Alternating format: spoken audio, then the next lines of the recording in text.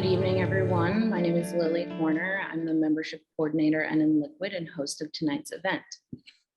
Before we begin, we would like to humbly acknowledge the Lenape peoples on whose ancestral homelands we gather, as well as the diverse and vibrant Native communities who make their home here today. Thank all of you for joining us for the virtual talk of R.A. Friedman's in conjunction with his current exhibition at the In Liquid Gallery, The Trouble I've Seen, Drawings from the COVID-19 Portrait Project, USA. This exhibition is on view through March 5th at the In Liquid Gallery in Philadelphia. Gallery hours are Wednesday through Saturday, noon to 6 p.m., and additionally by appointment. To see the exhibition virtually, make a purchase, or to make an appointment to see the exhibition, you can do so through the link in the chat. Tonight, we will be hearing from both the curator of this exhibition, Amie Potsic, as well as from the artist himself, R.A. Friedman. Amie Potsic, who is the CEO and principal curator of Amie Potsic Art Advisory, LLC, supports artists, collectors, and institutions through art advising and legacy planning. Potsic is also an established photographer and installation artist, as well as host of the Art Watch radio podcast on WCHE 1520 AM and 95.3 FM. She has held faculty appointments at the University of California, Berkeley, and the San Francisco Art Institute, and has been a guest lecturer at the International Center of Photography and the Delaware Contemporary. She has curated over 100 exhibitions at venues including Philadelphia City Hall, Maryland Art Place, Pittsburgh Center for the Arts, and the Philadelphia Museum of Art. R.A. Friedman is an accomplished artist whose unique approach involves photography, drawing, and recrafting older technologies. Friedman received a BA in Technical Theater from Harper College, SUNY, and an MFA in Painting from Louisiana State University. He has exhibited his work nationally in venues including the Merchants House Museum, Pratt Institute, Manhattan, and Stephen Romano Gallery in New York. In 2019, Friedman was awarded a residency and solo exhibition at the Center for Arts and History in Lewiston, Idaho. Friedman founded Circus Photographica, the Circus of Photography, and has created public art projects with Mural Arts of Philadelphia and the Philadelphia Fringe Festival. Friedman is an instructor at Pratt Institute and the Pennsylvania Academy of Fine Arts, and has published his work in Poe Magazine, F-Stop, What a Roll, and the Supplementaire. His current work, the COVID-19 Portrait Project, has been featured on ABC and NBC TV, WHYY, and published in the Broad Street Review and the Philadelphia Inquirer. So without further ado, let us start by welcoming Amie Potsic. Hi, Lily. Thank you so much for that introduction and for the opportunity to speak today. It's a pleasure to be here and speak on R.A. Friedman's work and exhibition. R.A. is an accomplished artist whose work involves the interplay between the objectivity of the camera and the subjectivity of the handmade. Adept at photography, drawing, and recrafting older technologies, R.A.'s work melds the human figure's ability to convey intimate and complex states of being with the expressiveness of mark making and time-based discovery. Deeply introspective as well as collaborative, his work gives voice to our personal, artistic, and collective histories. R.A.'s current exhibition, The Trouble I've Seen, Drawings from the COVID-19 Portrait Project, seeks to honor and memorialize the thousands of Americans lost to the virus. Working from obituary photographs and family-provided photographs, R.A. has gained national attention for drawing portraits of COVID-19 victims as a means of documentation and artistic dialogue. Expanding the project, R.A. invited a diverse group of artists to join in drawing portraits to increase collaboration and community. Creating portraits of those lost and sharing them in memorial enables humanity to collectively mourn, honor, and heal through respect and remembrance. Incorporating intimate drawings, a print installation, and large-scale portraits, R.A. memorializes individual lives and reflects in dialogue with their humanity. In doing so, he provides voice to the voiceless and ensures that those lost are not forgotten. In working with R.A. on this project, I was struck by his compassion, dedication, and pursuit of excellence. It requires a lot of discipline to go into the studio for hours every day and draw people he'd never met lost in the pandemic. With empathy and honor, he crafted portraits that were intimate, kind, and somehow knowing. Isolated by the pandemic, R.A. chose to connect with others through drawing and to put his compassion into meaningful action. In addition to making a difference in the present, R.A.'s work reflects the history of portraiture and our long-held fascination with the figure, and specifically the human face. We have drawn, painted, photographed, and sculpted those deemed important to history over many art historical periods and movements. Conversely, artistic genres celebrating the laborer, urban life, and the pastoral have turned their attention to the everyman to broaden the scope of who's represented. R.A. dedicates the time and mastery of a royal portrait to the thousands of COVID victims listed in obituaries across the United States. His drawings elevate like neoclassical portraits of Napoleon, boasting symbolic nods to power, yet they also democratize like Diego Rivera's Mexican murals celebrating laborers. In the same vein, we see portraiture being utilized by a number of contemporary artists today in order to provide representation to those customarily unseen and disregarded. Artists like Mickalene Thomas, Joan Semmel, Don Camp, and Kahinda Wiley place those underrepresented because of their skin color, age, or gender in the position of protagonist, leader, and hero. R.A.'s portraits operate in this same dichotomy, revealing a deep sense of empathy and inclusion. It was a wonderful journey working with R.A. to bring his portraits to light in this memorial exhibition.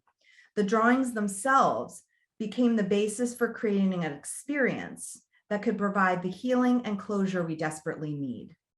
Translating the portraits into large-scale print installation allowed for monumental scale to produce a sense of awe and connection. The large-scale portraits suspended in the space allow for individuals to be spotlit from the group to remember that each person led a unique life. And presenting the original drawings themselves conveys the sense of artistry and care with which they were made.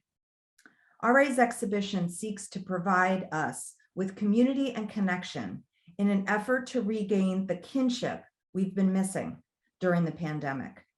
In doing so, his work generously offers us an uplifting and positive opportunity for reflection, remembrance, and memorial. In conclusion, I'd like to introduce R.A. Friedman and shift our focus of his discussion of the project. Thanks so much. Thank you, Amie, for that absolutely fantastic introduction. And thank you everyone for being here, and thanks to In Liquid as well. I'm going to give you a little bit of background on me and the project and sort of what led up to this. So I'm going to show some PowerPoint images and talk about sort of the long arc that really led to this project. So with no further ado, let me shift over to the PowerPoint here and hope that everything goes okay. Okay, great. All right, let's see. Okay. Can everyone hear me okay? Is sound coming through all right? All right. It's a little strange. I feel like I'm kind of talking into air. I didn't realize that I'd be talking into dead space. So let me start off here. I started working with the figure around 1987.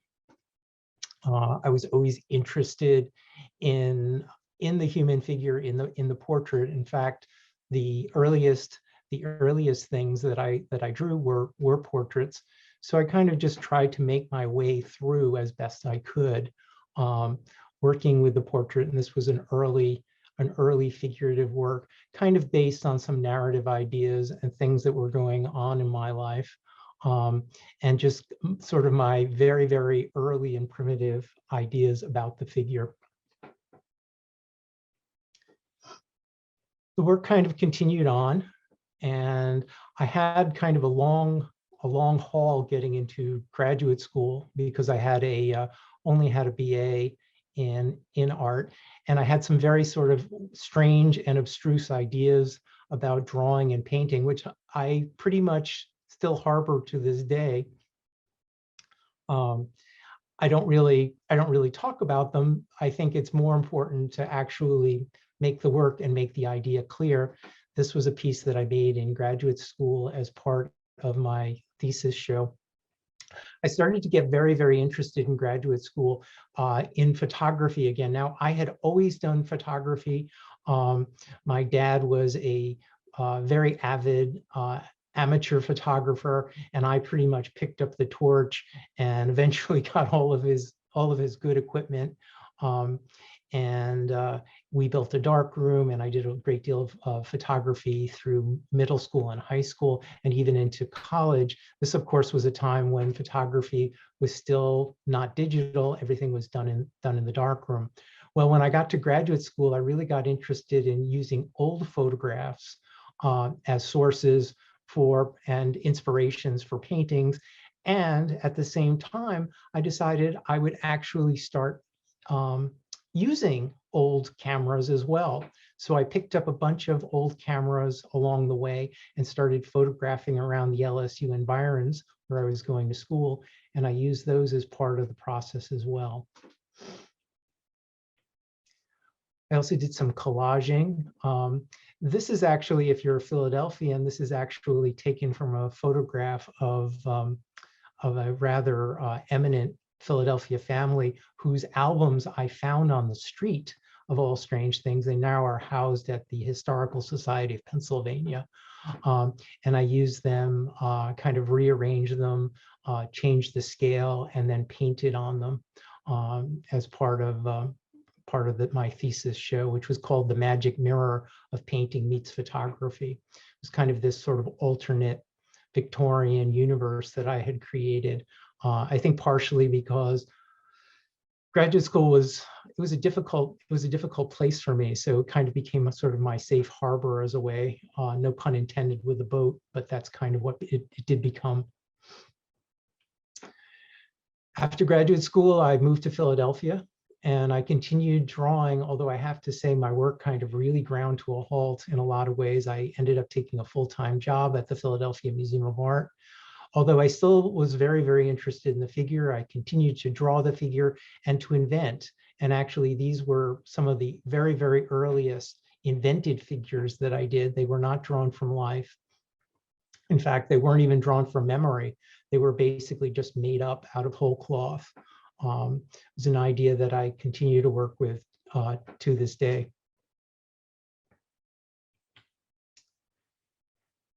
Things were going kind of slow. I was having a really hard time kind of getting any kind of purchase in the art world. This was in Philadelphia, even though I had very, very high hopes after leaving graduate school. But by a very strange series of circumstances, I ended up with a vintage Polaroid camera from the 1960s that had been my dad, and a whole bunch of Polaroid film. Now, this is not even the peel apart film. This is the film that actually comes out of the camera almost like a roll of toilet paper.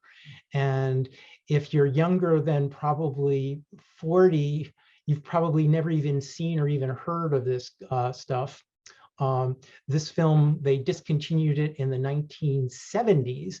And the reason that I ended up getting it was my dad had actually frozen a whole bunch of it back when they stopped making it. My dad was kind of a hoarder, and he had it in the bottom of a freezer that failed.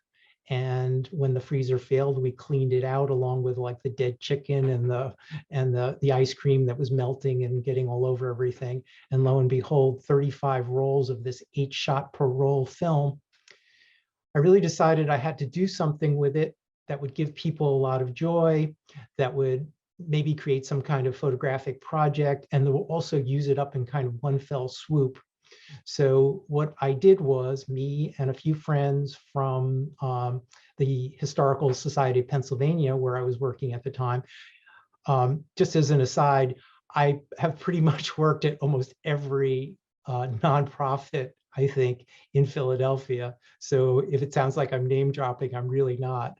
I really have just kind of run the gamut. But anyway, we set up in front of the book trader. Peter Heiler, the owner of the book trader, was nice enough to just basically loan us his sidewalk. And we brought props and the camera, and we just shot free portraits on the street that we gave away. But there was one thing that we did save, and we actually hung them up on the glass of the lawyer's office next door to dry. And that was what they call the Goop Negatives. A Goop negative is basically the part of the Polaroid that you usually throw away. And then what I did was I took those Goop Negatives home, I scanned them, and then I worked on them in Photoshop. And the colors, actually, these just generated the interference colors, which were really, really beautiful. And it really created some very, very startling images, which were really a lot of fun. I think we shot about 100 portraits. And it pretty much used up all the film. I think I maybe have 1 or 2 rolls left in my freezer. We shot a little bit of it in 2011. But it pretty much satisfied the what we had hoped it would do. Pretty soon, I couldn't resist. I bought a 4x5 camera from Bob Asman, who was a Philadelphia photographer. He was moving to Washington, and I started photographing models in the studio with pretty much any kind of Polaroid film I could find. This was at a time when Polaroid film and Fuji instant film peel apart were still being made. I would call up the Polaroid distributor and basically cry on their shoulder, and they would send me expired film, which was really, really sweet of them. Unfortunately, Polaroid is now pretty much defunct as a company. They only exist in name.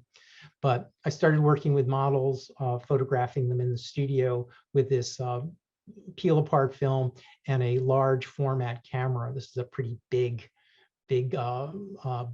box camera. You know, it's a box with bellows, and you need to use a focusing cloth that you put over yourself to focus. So it was pretty involved process. And also, I was not using strobes. I was using what they call hot lights, and not the really good ones either. So basically like glorified clip-on lights. And I did some fashion work. This was a shoot for a designer who was working sort of recrafting vintage work. Her name, by the way, is Susan Banchek. She's in Philadelphia. And then it just seemed that it was just kind of too good to keep it in the studio. So what I did was I started venturing out. I started doing weddings and underground parties, a lot of them in Brooklyn. Strangely enough, Philly didn't seem to have much of a party scene for this. So I ended up actually renting a little lockup in Dumbo. That's the area underneath the Manhattan Bridge. I rented a little cabinet. We called it the Russian cabinet. And I would keep my gear there and then take it to various parties that were going on in places like Gowanus, Brooklyn, and so on, and photographing people. So people actually started getting involved in the process sort of as an impromptu kind of art idea, which is really what I wanted. So basically at that time, I started Circus Photographica as a sponsor project, really to do just that, to basically bring this vintage photo booth to various communities. And I did travel around. I did what they called the accordion pool party up in Pittsburgh. I did all these underground parties in Brooklyn. I did a number of weddings, and I also did a number of events around Philadelphia as well, including one for SIVA, which was a lot of fun. Oh, this one, oops, sorry, let me go back. This one, by the way, was a wedding where the theme was, I think that all the families, their ancestry was in Switzerland. So everyone wore Tyrolean hats, and lederhosen. So they were very, very game to dress up in whatever costumes I had. So I would usually bring a prop box, and they would get involved in it. At the same time, I somehow had this weird image of people in a cave burning candles and using the candlelight to photograph them. And I started thinking, well, maybe I could use pinhole photography to do this and paint with light.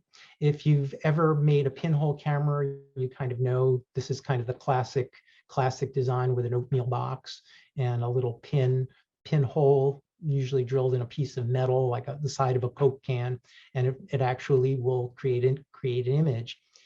This is actually a little closer to the kind of camera that I used. Mine was not a Century graphic, mine was actually a Crown graphic, but it doesn't really matter. Very similar camera. I didn't have as elegant setup as this, but basically this is what I did, is I put a pinhole lens on my 4x5 camera and started working with nude models in the studio, and actually using a 200-watt bulb to paint light onto the model, usually starting in complete darkness. So this really was quite a stretch in terms of trust between me and the model. So I'm really very, very thankful to the models who worked on this with me, this real sort of leap of faith that they were willing to take.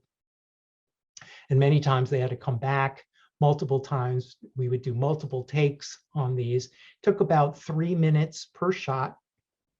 The model would have to stand at least relatively still. They could breathe, but they really could not move very much. And also frequently models who wore glasses would not be wearing their glasses. So I'd be stumbling around in the dark and trying not to make everything fall over. So, but this is what the result would be. I was able to create a very, very interesting kind of light. And these really became sort of an overlap between drawing, between photography and drawing and printmaking, because the individual figures were put in to the space. So this shot, for instance, I think is 3 or 4 images that were then combined digitally. So because what I would do is I would scan the Polaroid positives and then work on them in Photoshop and then print them and then look at them and live with them and then decide I wanted to change the image, etc. And this project took a really ridiculously long period of time to complete. About 8 years to create 9 images. I finally pretty much wrapped it up around 2019, and it was pretty much done. When I had the show in Lewiston, I printed the 9 images, and I pretty much decided that it was done. Sort of at the same time and kind of overlapping it, I was also shooting around the Philadelphia environs as well. As you can see, I sort of made this sort of jump into photography, and I really did kind of get very, very absorbed by it. I still have a great love for photography and hope to get back to it. I did a lot of photography around 2012 through about 2014 around Philadelphia, some in Brooklyn, some in New York City, really just photographing the urban landscape. But I think that the important thing about this really in terms of my working process is that it really became very, very introspective.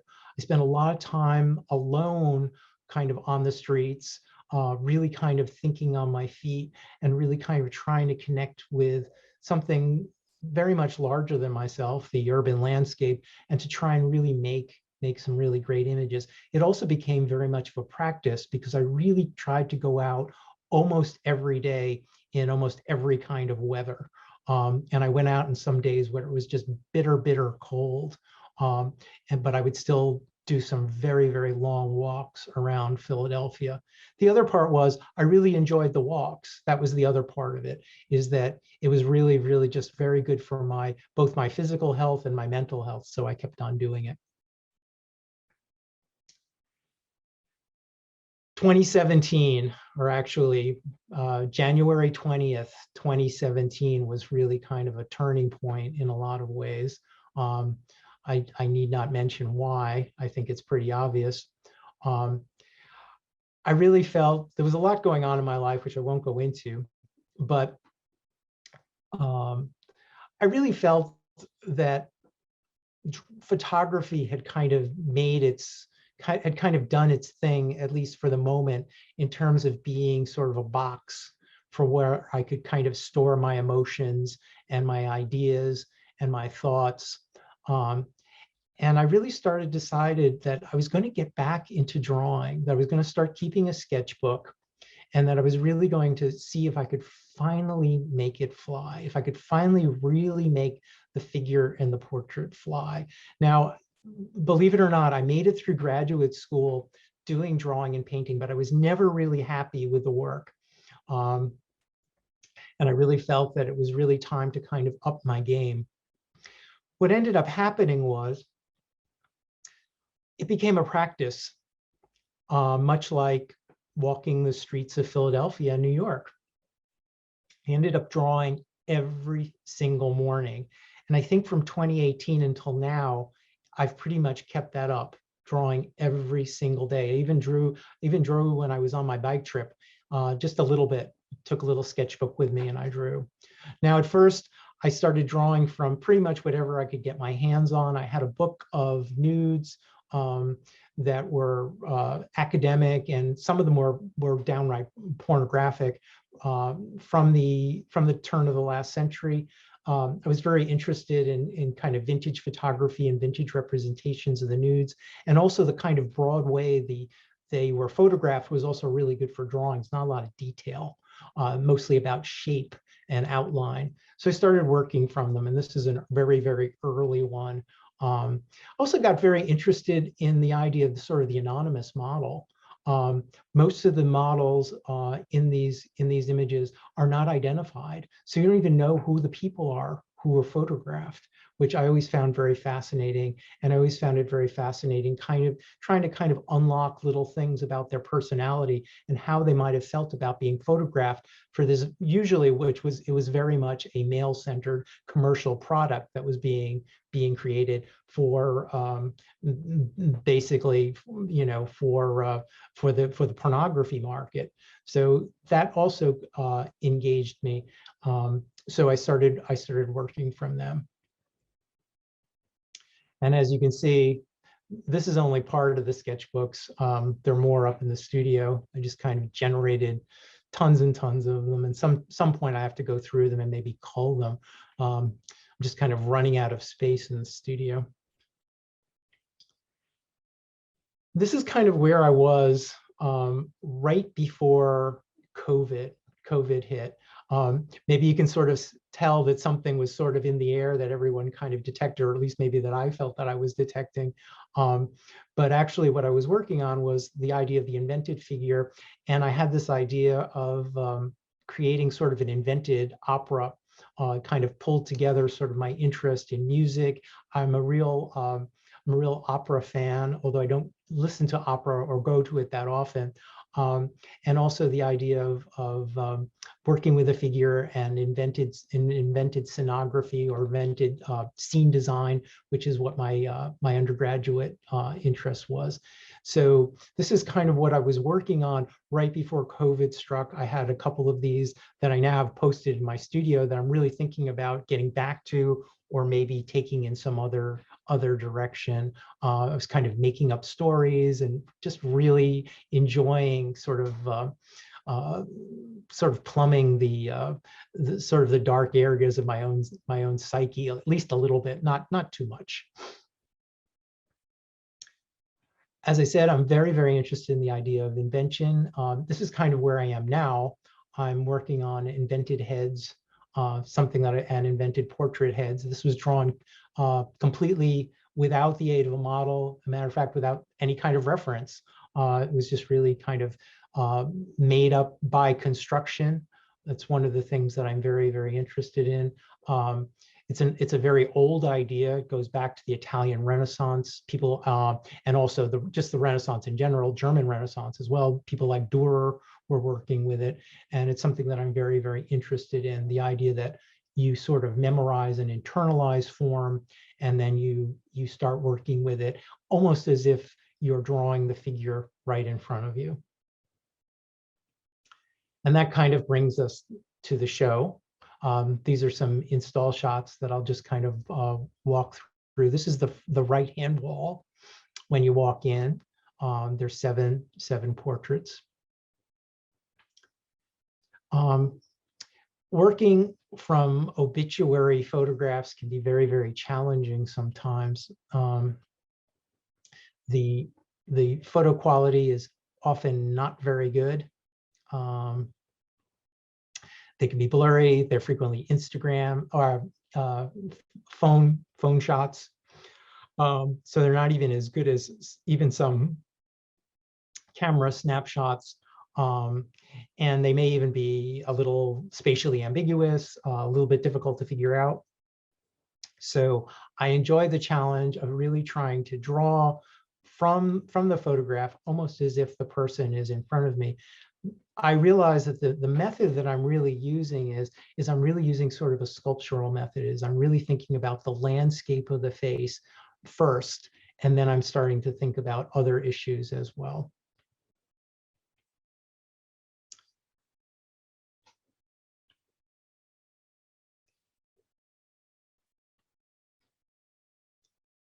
One of the things that happens when you draw these is you don't really think too much about the person, at least while you're really in the thick of drawing it.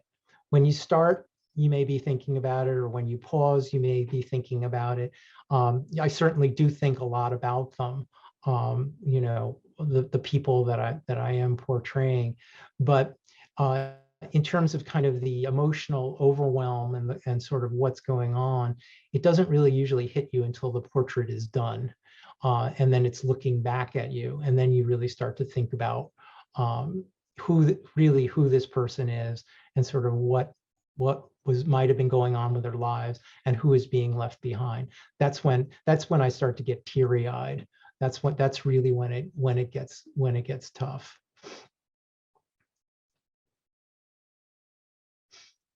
I chose basically the people randomly as I was choosing these. I really just chose whoever came up in a very, very basic Google search. Sometimes I'd be a little bit selective. I always sort of slap myself on the wrist for even doing that. If, for instance, the photograph didn't look like it would be very good to use, I might gloss over it. But generally not. I pretty much took whatever I could find. When I expanded the project to all of the United States, I pretty much just went state by state, and I just entered the state name, and I just wrote coronavirus obituary, and I Googled it. And I just, whoever came up, the first obituary to have a photograph, that's what I used. This is the installation showing the oversized images. And as you can see, they are transparent. So you can actually see them from outside the gallery, which is kind of cool. And something that actually happened that was really just serendipitous is they, during daylight, when there's sun coming in, they kind of shimmer and appear and disappear, which I think is kind of a very sort of apt metaphor. I really like that they do that. But you can walk around them and see them from both sides because they're printed on both sides.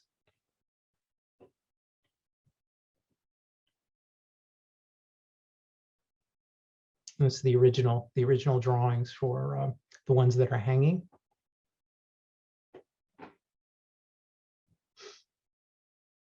This drawing was a little bit unusual, that I did not do as much of a headshot on this one, or I didn't crop in, but I really felt that I needed to include more of the actual the vestments and the religious articles and the background.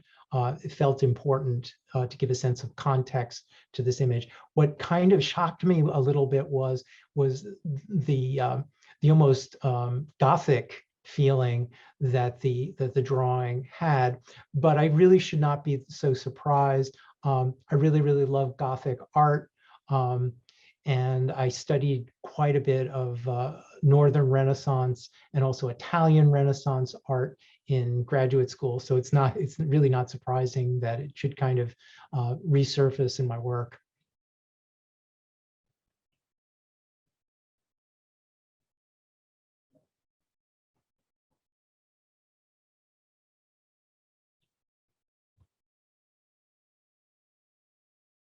This was an early portrait.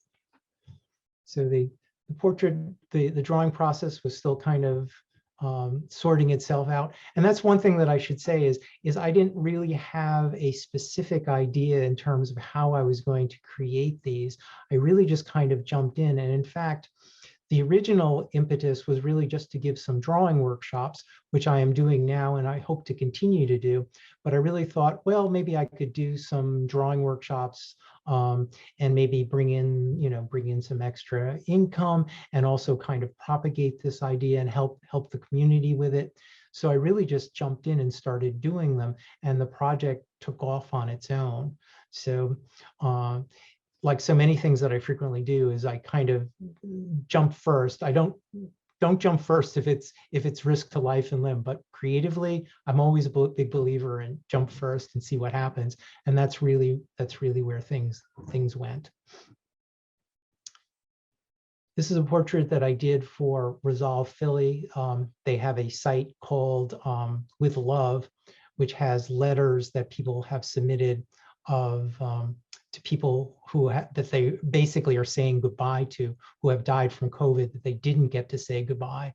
And I made this drawing for the website. This is one of the people to whom a family member had written a letter.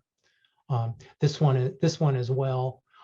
As I said, excuse me, I usually do not read the obituaries, but on this one I actually did because it's on the website, and I read the letter that was written, and of course they're heartbreaking.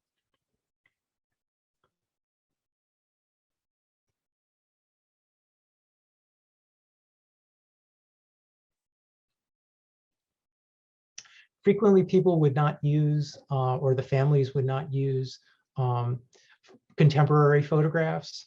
Maybe they didn't have any. So it was kind of interesting seeing photographs, from the 1940s and 1950s for people who are now, in their 80s and 90s. It's kind of an interesting thing that I never thought of.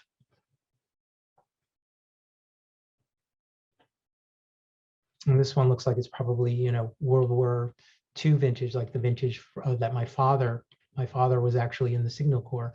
This one actually reminded me a lot of my dad when I was drawing it. This is the installation, which I hope to really expand. I am back to drawing. Actually, I feel very proud of myself. I posted a new drawing today. My production has definitely slowed down with the show. And also I'm really trying to kind of refine the teaching method that I'm using for drawing, which has turned out to be quite involved, but I'm definitely looking for people to draw portraits. So if you know any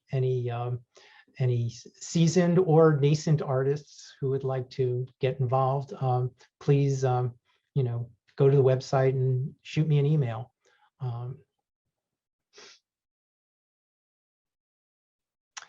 This installation also includes work by me, as well as the 28 project artists, which I should mention. When the project started to kind of take off, I realized that I could never do as many drawings as I might want to do. So I started a call basically to other artists, and they answered the call, which was so amazing. I have artists from Australia, the UK. I have some that are local to Philadelphia, some from New York City, some from other parts of the United States, some from down in Florida. It's just been wonderful, the energy and goodwill that came forward to create these. And I think it's important to say that I could never have done this on my own without the help of them. They just continue to produce work, and I'm really hoping to as I said, I'm really hoping to expand it. There are 155 drawings here, and I would love to expand it to 300 when this show hopefully is going to move to Pratt Manhattan in New York on 14th Street is going to be the next stop for it. There are also some quotes here and there, some from the artists, some from letters or emails that family members who sent me photographs might have had, and a few are from the Resolve Philly side as well. And that's pretty much it. As Oscar Wilde once said, "To tell all is boring." So I wanted to keep it succinct, and I hope that I did. This is my basic information. I just wanted to say thanks to InLiquid and the project artists, and to Amie Potsic for just totally knocking it out of the park in terms of the curation. And for the people who've supported me on Fractured Atlas. Obviously, a project like this, unfortunately, takes money. People have also been very, very generous in terms of helping out financially to allow this show to go, and hopefully for a future shows, and hopefully a catalog as well, a kind of legacy product that can go into libraries and so forth, that will pretty much house the whole collection long after, hopefully, COVID just kind of becomes, sort of a nuisance like the flu and everything else. Also want to say thanks to Frame Fatale in Passyunk. Without the help from Elaine, who's the framer there, Elaine Johnson, this never would have happened. So thanks to them. And I think at this point, I will hand it back to the moderator. Thank you, RA. Thank you, Lily. Thank you, RA, and thank you, Amie, and all of you in the audience. We would like to open up the forum, and we're going to give you all the ability to unmute so that you can ask questions yourself. If you would prefer, you can also send some questions in the chat function, and I'll ask them on your behalf. We already did get a few questions, so we'll start off with a question from Xavier. They asked, how did you experience your own grief during the process, and how did that impact your flow? Well, I have to say, I really felt that I was in a very privileged position during the pandemic. I lost my job that July, and I was unemployed. Luckily, I was collecting unemployment insurance. I had worked at Penn for 17 years in a part-time position that had pretty much kept me afloat. So I really feel like I was lucky. I did not know anyone other. Well, actually, I can't say that. I actually do know people who had loved ones that were lost from COVID, but it was very, very few. In my own life, it was mainly an inconvenience. I mean, I really felt that, that sort of this perpetual pain that I'm seeing in the news cycle is not touching me. And I felt that was wrong. I felt that I needed to do something. I needed to make a statement. And that was really why I started drawing. Yeah. And then Susan wanted to let you know that your vintage costume portraits were smashed at the Aquarium Pool Party in Pittsburgh, and asked, how do you feel about the process of taking portraits in social settings like a pool party versus in the studio? Do you feel like the change in setting can change the content? It definitely does. It's a very, very different energy. You know, when I work in the studio, you know, it's usually someone that you work, you know, sometimes over time to know and have a rapport. Frequently, you're working with models that you've worked with many, many times. In an event, you don't really know who's in front of the lens. You make inferences. You kind of watch and you see how they behave and how they move and what they talk about, and you have other people watching you while you're working as well. And I always feel like, well, I need to move a little bit more smoothly, a little more gracefully. I need to be, you know, I always try to watch my language, but I really have to watch my language. So it is a very different energy. And what happens, the end result is definitely very, very different. The other thing too is you don't have the luxury of time. You know, I might shoot a model in the studio and I might spend 2 hours and shoot 6 frames using the 4x5 camera. Shooting an event, you know, it's like, you know, you might have a line of 20 people and you want everyone to have a portrait. So you only have a couple of minutes to really kind of think on your feet and create that image. And the next question comes from Cece, and you kind of spoke about this, but can you go into a little bit more depth about the media you use for your portraits? Sure. I kept it very, very simple, and I tried to keep it fairly consistent. I made 1 or 2 sort of experimental ones along the way, but pretty much I used just regular, you know, run-of-the-mill like Strathmore 400 type drawing paper. It's just a plain white, sort of semi-smooth paper. The only thing that I use that's a little bit different than a lot of people use is I used basically what they call it's called a clutch pencil. And the ones that I use, the nice metal ones, unfortunately aren't made anymore, which is a really kind of a shame, but they were used for drafting. And the reason that I use them is when I was in theater, we used to use them for making draftings before computer-aided design became basically the way that's done. And I found that they were really great for drawing. So I've used them ever since. The one nice thing about them is they allow you to get a very, very fine point. So if you're drawing around 6 by 6 inches and you really want to do a really super fine detail, you can really get almost like a needle sharp point on them and really just kind of get in there. And in terms of weights of leads, I usually use like a 2B and a 4B. So I use a soft and a very, very soft. And that's pretty much it. Very simple. And I need an eraser. That's it. And then Sally asked, have any of the families of the deceased seen the portraits and reached out, and what have their interactions been like? And actually someone named Christine just commented that her mother was in the first wave of COVID victims, and she reached out to you and to sketch her mom, and she wants to thank you for the gift that brought them comfort. But if you can speak more to that. Yeah. First of all, it's always just so heartwarming when I hear from people, and you know, and they're always grateful and they're always gracious. It's just wonderful.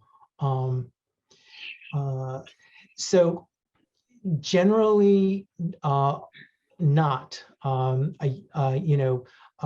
Sometimes I think some of the Philadelphia people went online and contacted me. There's been at least one case where someone actually saw someone that I had drawn and recognized them because the person had fairly high visibility, and wanted a print, which of course I would just send them. But generally not. Generally, I've just, just found the image and worked from it. And of course, if there was ever any issue, if anyone said, I really don't want that drawing online, I would just simply take it off, which is part of the reason why they're not identified. There are other reasons why they're not identified.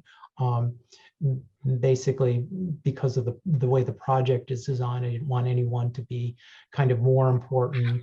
I wanted to keep everything very, very, very, very much democratic. And I didn't want people's focus to become distracted with names and identifying people.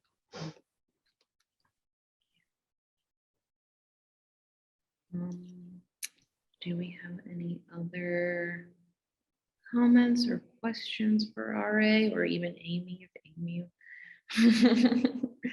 Come on, don't be shy.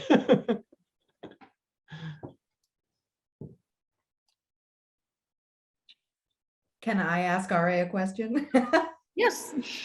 So RA, how does it feel going from having the collection of smaller drawings to now see it in this context? You know what it does? It makes me feel like, that I spend my days being very unimaginative because, because you kind of, you kind of dream of an exhibition, but you don't really envision it. And then when you see it and it's just, it's just there and it's really working for you. It's like, wow. So, it's really exciting to see, I think, how your really intense studio process now came to fruition in this kind of memorial that really allows other people into your process and really achieves the goal you were looking for. So I think it's so wonderful. And it just is really exciting to see how you can expand projects to have many different forms. I think a lot of times as artists, we kind of think of it as one way as we're going.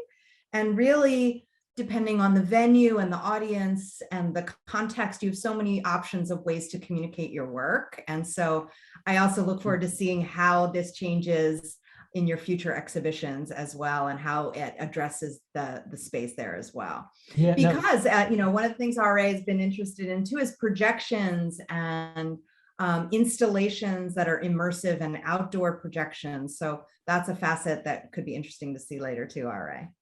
Yeah, no, definitely having this installed this way has definitely shifted my thinking quite a bit. You spend 6, 7, 9 hours every day in the studio just trying to get a head to look like a human being. You're not, it's like it sort of preempts all this other stuff. And I think if there's anything to take away from that, it's like, you need to just sit down every now and then and just kind of let yourself dream big, or just visualize, just visualize some good things. So Absolutely. I will keep that in mind. Yeah, and Xavier and Sally and probably all of us want to hear a little bit more about how you approached the process of curating this exhibition. What kind of decisions did you have to make? Were there any difficult decisions? How did you decide to display these portraits in this way? Well, I had the benefit of working with RA for a long time as he was evolving the ideas for this. So it was really, it's interesting when it's not your own work, you can think of so many different ways to approach it. And I think because I've worked with a lot of contemporary artists in many different kinds of exhibition spaces, it really allows me to have that creativity and to always think about a couple of things. One is how best to communicate the work, but also how best to give the audience a quality and engaging experience. And so I think there's the work itself is one side, but the audience experience is the other. And I think when you're the artist, you're very much in that headspace, as RA discussed in his process, where then it goes from a monologue to a dialogue when you have an exhibition. And I think then that next level of communication is super interesting. And I think with this work, the challenge was they were very small portraits, right? So you have very small portraits that are black and white, and in Liquid's gallery, which is quite large, high ceilings, industrial kind of space.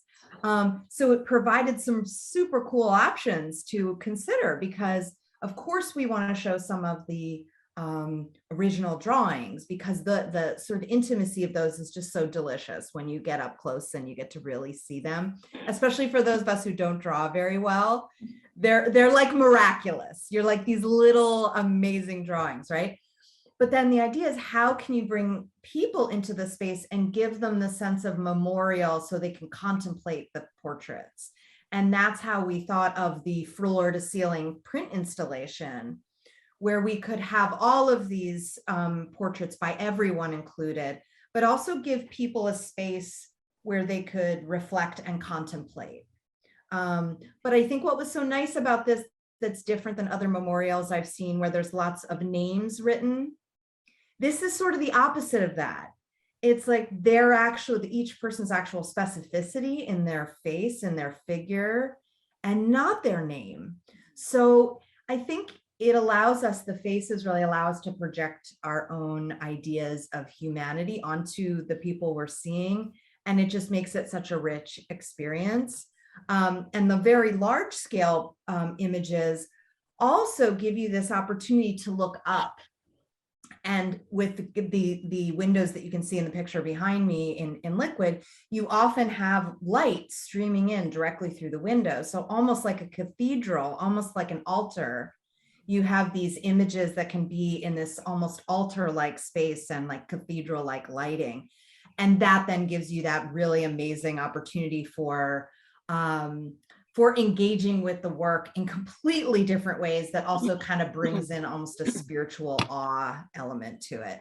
So those are all the things that, as a curator, you have to, it's like a puzzle, right? You bring the work itself and the space, and how best can those come together to create the most dynamic kind of experience. And so I, thank RA very much and Liquid for the opportunity to do this, because I think not only is it a super engaging space and opportunity, but the work is so touching and poignant that it really has to be out there. I think also it's incredible timing right now for this to happen, when I think we're actually able to process a sense of memorial. I feel like we were so in it. Yeah. We are still in it, but we're now able, I think, to be in it and also have perspective at the same time. So that was sort of my way of approaching it. And then Guy Pope has asked RA if did I pronounce that right? It's Gaither. I'm sorry, I wasn't trying to be the pronunciation. No, please, please do.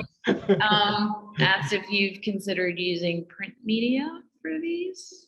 I have, and hi Gaither. Gaither and I were at LSU together in the graduate painting program. So I've thought of many medium, including painting. I have kind of held off because I'm really I didn't want getting a new media to get in the way of kind of momentum on this. I think now that things are starting to maybe slow down a little bit, and hopefully if I can get more project artists on board, maybe I can slow my production down a little bit. I'm actually thinking of painting some of them, because it's really something that I've been wanting to do for a really long time. But the thing that I found, I really felt that it took me almost 4 years to kind of engineer, in sort of laughing quotes, the kind of drawing process that I wanted. I just have this fear, that if I break into another medium, it's going to be, I'll be a serious, I'm an old man now, I'll be a seriously old man by the time I realize anything. So so that's kind of the long answer, but that's where it's at.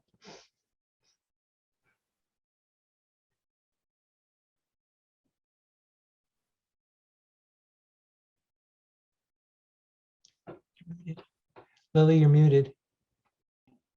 There Thank you. I'm sorry. There's construction going on right now.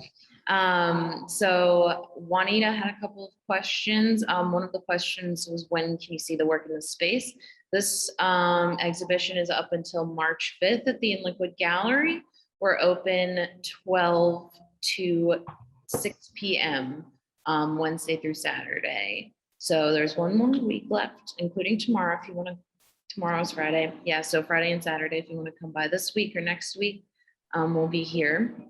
And then they also asked, how did you keep, what was the timeline for this project? And then do you think this project will ever be done? What is the timeline for the past and what's the timeline for the future? Okay. I didn't actually say when I actually started, which was I neglected on my part. I started drawing in June, I believe, of 2020. And I'm still drawing. I really thought that by now I would be wrapping things up. And in fact, I had really planned, and Amie can attest to this, I had really thought that in July, things would kind of wrap up, and they didn't. I came back and then it was like, oh no, it's another variant. I think any good project kind of, or actually anything, should really kind of work to put itself out of business. Anything you do in life, it's sort of my philosophy, you should sort of do it in a way that it won't be needed anymore. So of course, my greatest wish is that, that this won't be needed anymore. But unfortunately, I think it's going to be a longer haul than I originally planned. So I just keep on drawing. As I said, I'm still looking for project artists, people who want to contribute a drawing, or possibly 2 or 3, or as many as I can convince them to keep on doing. And we'll really see sort of where things wrap up. I think that I'll keep on working on it as long as it feels relevant. I think that's really sort of the, is when it starts to feel like, oh, it's, what you're doing is kind of not really connected that much to what's kind of going on, what people are thinking about, and what people maybe I would like people to be thinking about. I don't want to say should, but I would like people to think about. Then I'll stop. I'll do, work on something else. And I'm already working on other things too, because the thing is, you can't just work on one series of drawings all the time. So. Also, I met a few of the project artists at your opening, RA. Yes. And they described such a wonderful experience in being involved with this and doing the portraits themselves. So that was really nice to hear the other artists who have been involved. It was a really good experience for them. Yeah, I think the final, question for the evening can be from Juanita, which is, how did you find, the other artists, and how did you reach out to them and they came to you? I really just just said that I was looking for people. I think when the pieces aired on NBC 10 in Philly, I would get a few inquiries through the website. So they just kind of filter in. I always ask people, like, do you know anyone? Do you know anyone who would like to draw? So, people are always just free to contact me through my website. There's a form to email, and they can email me. And the website's pretty easy to find. Just Google my name. Just make sure you spell my last name right. It's Fried, like fried. So just think fried man, just R-A, Ra. And people just email me and say, hey, I'd like to help, and you just kind of take it from there. A few people came through the Big Draw, which is another project in the UK. They sponsor like drawing festivals and drawing activities, and a few people came through there. I at least advertised a workshop through there. I don't know if I actually ended up doing it, but so people find you, which is great. Well, thank you, Ari, and thank you, Amie, so much. And thank you, everyone, for being here today and joining us for this virtual artist talk. I'd like to thank Ari and Amy, as well as PNC Arts Alive, the Penn Treaty Special Services District, the Pennsylvania Council for the Arts, and the Friends of InLiquid for their support of InLiquid. And a special thank you to our many generous individual donors. It's people like you who make our programming possible. Thank you all and have a great night. Thank you. Good night. Thank you.